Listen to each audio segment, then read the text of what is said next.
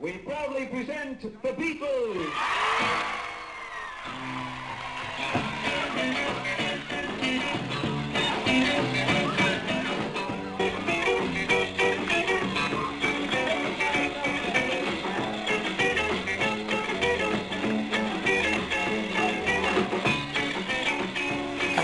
The reason I became a promoter was I loved rock and roll, and I was helping a fan club, the Blue Diamond fan club, skiffle group. As you know, there were 600 skiffle groups in Liverpool at one time, and when the skiffle boom ended, that 600 skiffle groups turned into 300 rock groups, because once they'd got it under the skin, the kids in Liverpool, that was it, they were hooked, you know. So really I was a rock and roll fan masquerading as a promoter. But I started in '57 running the Attic. Then I did Moss Way. Then I went on to St George's Hall. And then I started running the Casanova Club.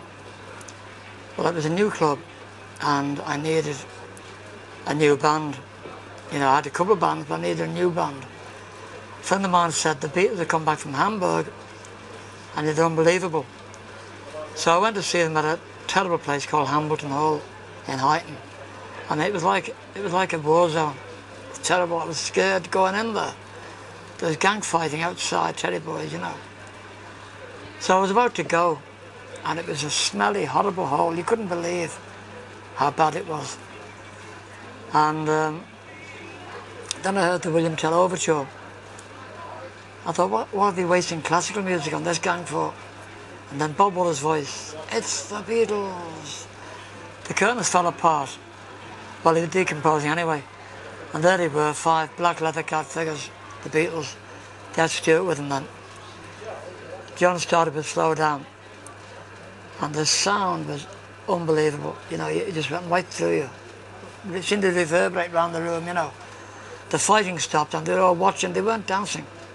They were looking at the Beatles, you know, that was a phenomenon in itself. Anyway, then Paul came in, I think, with Hippie Hippie Shake. Then George did Henry VIII. Stuart did Wooden Heart. And he had his back to the audience half the time. I never knew why. I'll like to tell you why later. And then Pete Best did Matchbox. Well, by this time, I was absolutely hooked. I felt a bit like Glenn Miller when he found his sound. I thought, that found my sound, you know. And when it was all over, I followed them into the dressing room, which was a ladies' toilet converted. They lived in style then. And the bouncers, Bob Wooler put the bouncers around the door to keep promoters like me from going in there, you know. So the bouncers were working for me, half of them, the following week at my new club. So they let me in. And I walked right in behind John and Paul. And the first thing I said to him, I said, "You know what, lads, one day you're going to be as big as Elvis." Lennon looked at me like I was mental. He said, "We can't write nothing here, Paul." Paul laughed. He said, "Yeah, but he's got a new club, and have you got some work for us, Mr. Leach? Mr. Leach." And I gave him 12 bookings our first night at £8 each booking, which was a lot of money then, you know. And after about 2 gigs, I put it up to 10, you know.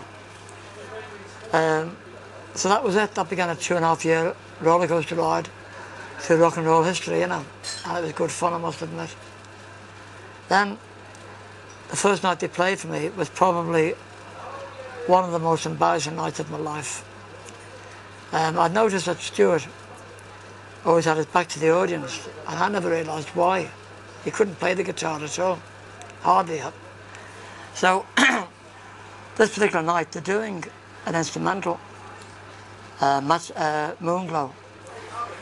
And George is coming to the hard part, you know, and he's got biting his lip, you know. And I noticed an amp wasn't connected. So being the professional, I plugged it in. But it was Stuart's amp and he's bashing the guitar, making no noise. Well, all of a sudden, the noise that came out was like 10 cats getting run over by a lorry, which then reversed back over them. Well, the town was everybody was like this, you know. Stu felt embarrassed. So did I. Paul leapt across the stage. He said, "You yanked the plug out." He said, "You fool, Leach, don't you know he can't play?" Well, that would have been okay, except that came out over the public address system. Everybody in the club heard it. So I thought about that big, you know. His steward wouldn't speak to me for weeks, but he never said much anyway. Epstein came along. The first time Epstein came in the scene, I'd taken him to Aldershot. The idea of Aldershot was to get promoters in London seeing the Beatles, because at that time I was hoping to manage them, you know. And Bob would admit that I was the only other one, besides Epstein, that had any viable plans to manage the Beatles. Anyway, we got down to Aldershot, the advert hadn't gone in. 18 people turned up.